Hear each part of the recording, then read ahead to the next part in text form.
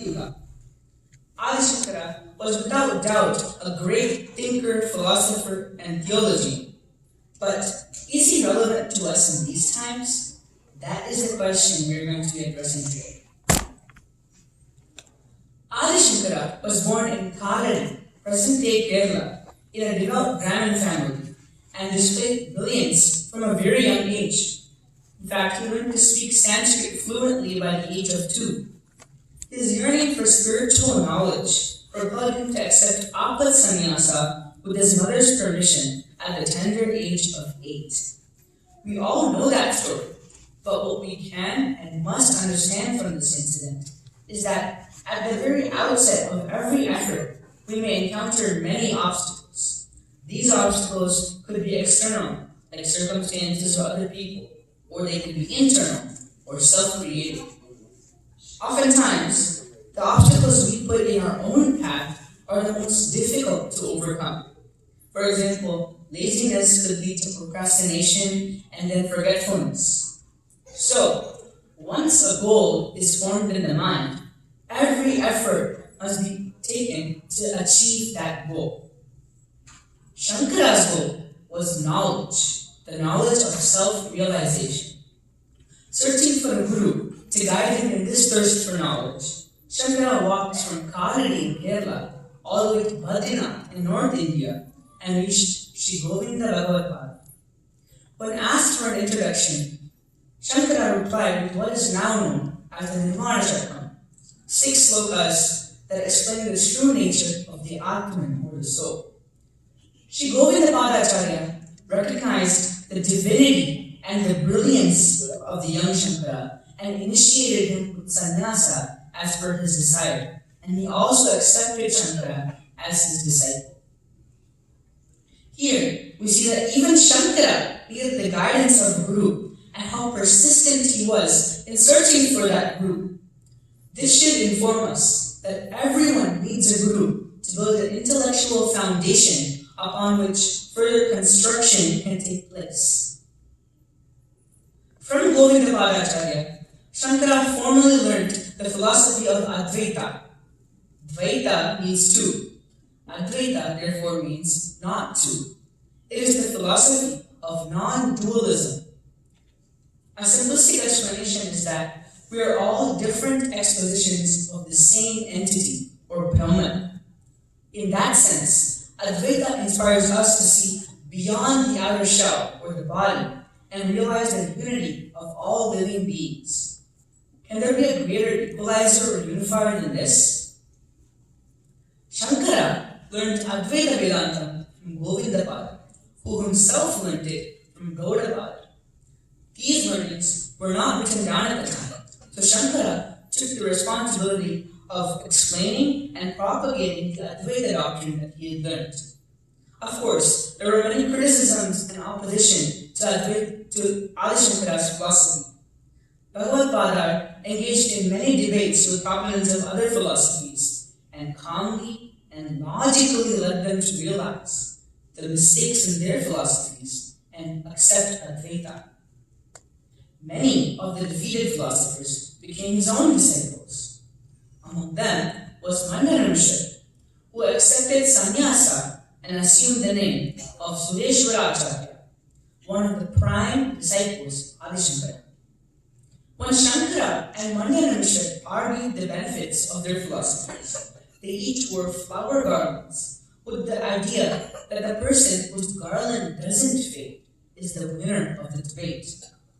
Shankara's efforts to convince others used logical reasoning rather than violence, coercion, or emotional appeal.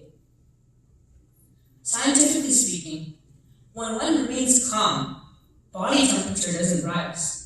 We can understand this to be a reason for Shankara's win over Mandaramishra.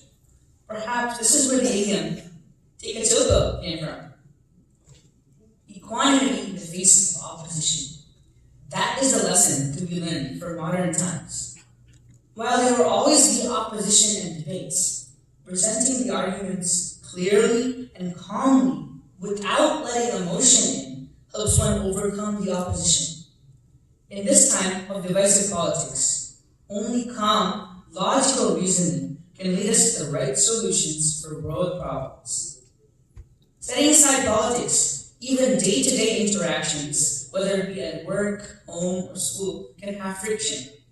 Adopting Shankara's approach can help resolve these problems to the benefit of all.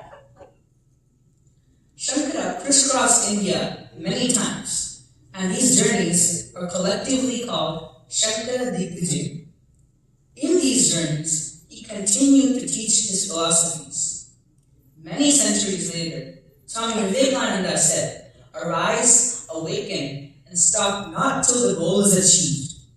These words resonate with Adi Shankara's Digvijaya, since these journeys reflect his persistent efforts to try to unify and enlighten as many people as possible. In the course of these journeys, Shankara accepted many disciples, many of them scholars in their own rights. Shri Shankara established the Chaturanya Pitams at Shri, Dwaraka, Puri, and Badrinath, one for each of the Vedas. His aim was that these Pitams would serve as centers for the Advaita philosophy and keep the Vedas and Advaita Vedanta flourishing even after his time. He appointed his primary disciples as the heads of each of these mathas: Sureshwaracharya at Sringeri, Padmapada at Dwarka, Hastamarkacharya at Puri, and Totakacharya at Badrinath. He established strict ascendancy guidelines for future Matadharas. Those with a managerial bent of mind would recognize this to be succession planning. These mathas flourishing today indicates that Adi Shankara's efforts have been very successful. Once upon a time, Adi Shankara came across a Chandala, who was actually Lord Shiva himself in disguise. When Shankara's disciples asked the Chandala to move, he retorted, "Whom are you asking to move? Me? This body? Or the Atman in my body?" This jolted even the enlightened Shankara, showcasing his humility and readiness to grow, an attitude that is very important in this day and time, a growth mindset. I feel that the entire life of Shankara is an exercise of compassion, accepting sannyasa with the pursuit of knowledge with the ultimate goal of bringing the people of Bharatavarsha back into the fold of the Vedas, guided by Sanatana Dharma, or his journeys all around the nation to try to unify the people, or his works spanning bhashyams or commentaries on the Brahma Sutra, Upanishads, and Bhagavad Gita, or his compositions of slokas on various deities, even extemporaneously composing the Bhajagovindam, which was just recited. Every single episode in his Charitram is relevant to modern times. His efforts are still bearing fruit to this day. His works, bhashyams or commentaries, satisfy those intellectually minded, those on the Jnana Yoga path. They also satisfy those who are on the Bhakti Yoga path by the very slokas he has authored.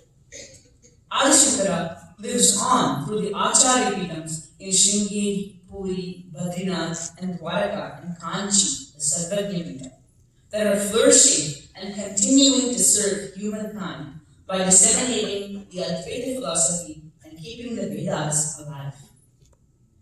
Shruti Smriti Purananam Alayam Karunalayam Namami Bhagavat Padam Shankaram Loka Shankaram. This shloka says that I bow to Shankara Bhagavad, who is the abode of all the Shrutis, Smritis, and Puranas, and who is the embodiment of all compassion.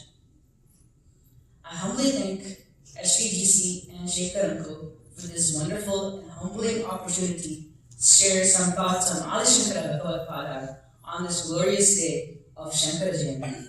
I'm sure I have but scratched the tip of the iceberg of what is Adi Shankara.